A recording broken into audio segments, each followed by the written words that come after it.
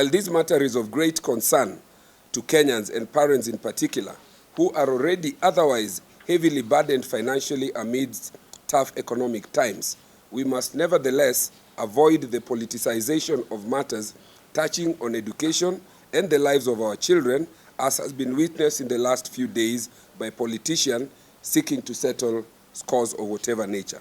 We note with appreciation that His Excellency the President has recently pronounced the government's commitment to the rights and the constitutional dictates and given the assurance that there will be no going back or rolling back on the gains we have made as a country on education, and in particular to ensure that the policy on free primary education and capitation at 22,000 per student is not only maintained but attained. We are telling the ministry, before you tell us anything about the 16, can we just have this capitation first going with data that we have 3 million children? Therefore, when you bring in your budget into Parliament, you are able to say 3 million, give a capitation of 22,000.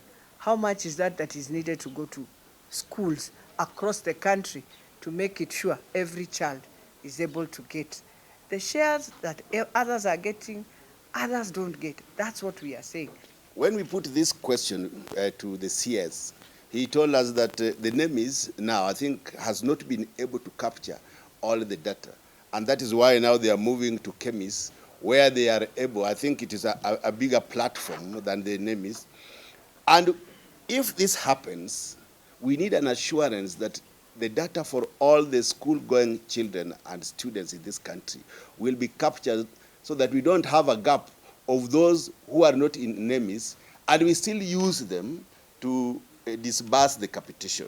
So I think this is the problem that we have a big gap in the Ministry of Education, where the data does not correspond to the capitation that is disbursed to schools. Mswada ambao umeuliza huko katika bunge la Seneti, umeletwa na mmoja wetu ambaye anaitwa Senator Thangwa, ana propose ya kwamba fedha zote zile ziko katika county, zile ziko katika CDF, zile ziko katika national government, pia treasury, na pia katika zile Ministry ya Education, zote zike katika kikapu kimoja na masomo yote yawe bure. Ni mswada ambao unaendelea.